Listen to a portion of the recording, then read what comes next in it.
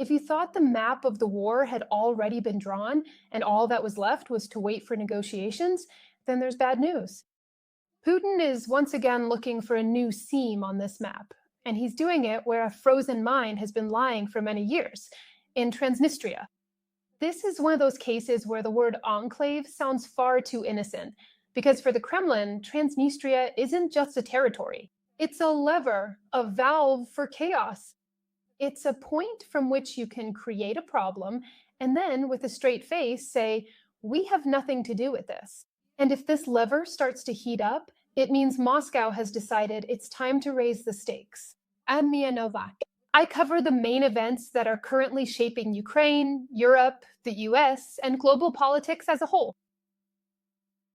According to Ukrainian military intelligence, Russia is stepping up mobilization efforts, preparing reservists, forming separate groups for sabotage missions, unsealing weapons from storage, and at the same time, launching drone workshops and training operators. Does that sound like a local problem? No. This is an attempt to create yet another pressure point on Ukraine, on Moldova, on Europe, and to force everyone to respond not at the front, but to a crisis near the front. And here, it's important to immediately dismiss two extremes that people tend to fall into automatically. The first extreme is panic. Tomorrow, tanks from Transnistria will roll into Odessa. The second extreme is downplaying the situation. It's just an enclave. Nothing can happen there. Both extremes are mistakes because Russia doesn't always use its tools for an offensive. Often it uses tools to instill fear, create chaos, distract, to make everyone run around and lose focus on what's important. Transnistria is the perfect place for such a scenario. There, you can always say, it's not our doing. There, you can always hide the organizer behind phrases like local forces, self-defense, or initiative. There, you can always fake an internal conflict if you need to take the blame off Moscow. And that's exactly why any escalation in this region isn't just a military issue. It's a matter of political warfare. Now, let's break down what exactly this escalation could mean. First, mobilization gatherings and the preparation of reservists. In Transnistria, there is a human resource that can be drawn out through coercion, money, fear, and propaganda. Not because everyone there supports Russia, but because a system of dependencies, economic, force-based, and criminal, has long been established there. In such systems, people aren't persuaded, they're controlled by leverage. Second, the sabotage element. If separate groups are being formed for sabotage missions, then we're not talking about a frontline offensive, but about operations in the rear. The rear isn't just the borderline. The rear is logistics. It's roads, it's the railway, it's warehouses, it's energy, it's communication. It's the nerve that holds any defense together. Sabotage doesn't require thousands of soldiers. They need just a few dozen people who know where to strike and have cover. Third, drones. Honestly, this is the most troubling signal because drones are a technology that lets you cause damage without a large army. You don't need brigades to create a problem. You need components, a workshop, communications, training, and basic discipline. Drones have made war cheaper, but no less deadly. If operator training and production are being set up in the enclave, it means someone wants to have a strike pocket right next to the border. And now the key question, why does Russia need this right now? Because the Kremlin operates on a simple logic.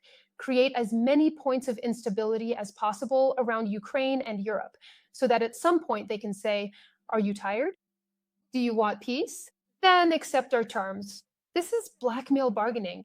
When there are a lot of threats on the table, it's easier to sell any capitulation as a reasonable compromise. Transnistria is being used here in three directions.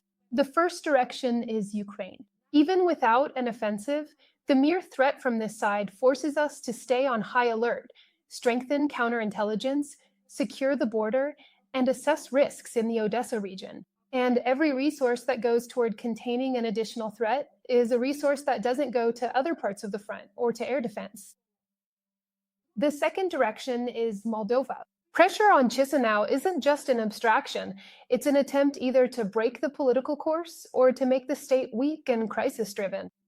If Moldova maintains its European direction, The Kremlin has an incentive to make citizens see the European course as instability. And Transnistria is the perfect lever for that message. The third direction is Romania, and more broadly, NATO. For the Kremlin, it's important that there is always tension on the alliance's eastern flank. It doesn't have to be in the form of a direct war. Constant tension, incidents, suspicions, and provocations are enough. This wears down politics, budgets, and public attention. And an exhausted Europe is a Europe that more easily agrees to a bad peace. Now, about Odessa and Western Ukraine, because it's these very words that most often spark panic. Odessa is an obvious symbol and hub. It's the sea, logistics, ports, exports, military routes, humanitarian routes. Odessa is a city that the Kremlin hates and fears because it doesn't fit into the imperial mythology. But again, a threat to Odessa doesn't necessarily mean an amphibious landing or columns of tanks. A threat to Odessa could look like sabotage, attacks on infrastructure, arson, information operations, or attempts to create internal panic. And that's exactly the kind of threat that could come from the enclave. In this logic, Western Ukraine is not a front, but a supply route. It's the nerve of logistics that connects the Ukrainian army with European aid. The Kremlin has long dreamed of striking at this nerve. And if there's an area where a sabotage network can be deployed under the cover of a gray zone, it becomes a temptation. Now, let's be honest. Does Russia currently have the ability to deploy a full-fledged group in Transnistria for a major attack? No, not in the classic sense. Logistics are limited. An air bridge during wartime isn't a magic trick. You can't just open up land routes with a single order either. But there's a catch here too. Even if there aren't enough resources for a major attack, there are enough resources to cause a major problem, because sometimes big problems are created by small forces. There are Russian military structures present in the region. There are local security forces who have long been integrated into Russian spheres of influence. There are weapons in the warehouses, even if they're old. There is, after all, money and intelligence services. And that's enough to create incidents that will later be discussed in Brussels as an escalation risk. That's exactly how hybrid warfare works. It doesn't necessarily aim to seize territory, it aims to change decisions. Another scenario that can't be ignored is provocations under a false flag. Transnistria is a place where it's easy to stage an incident and immediately say, it's Ukraine, it's Moldova, it's Romania, it's NATO, and then demand guarantees for negotiations, withdrawal of forces, neutrality.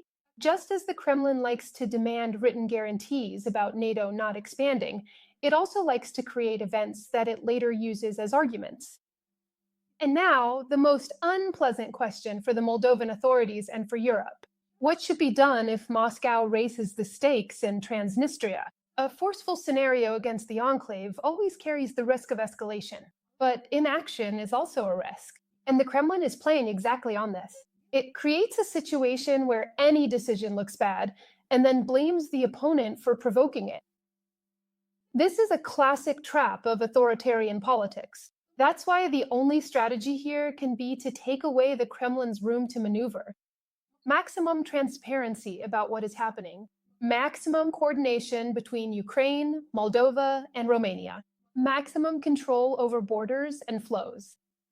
A public readiness to respond to provocations, but without hysteria. And most importantly, not letting Transnistria become a topic everyone is tired of discussing. Because when everyone gets tired, the Kremlin starts to act. Now I'll say something that might seem unexpected. The best response to Transnistrian blackmail is not just security at the border, but stability at the front.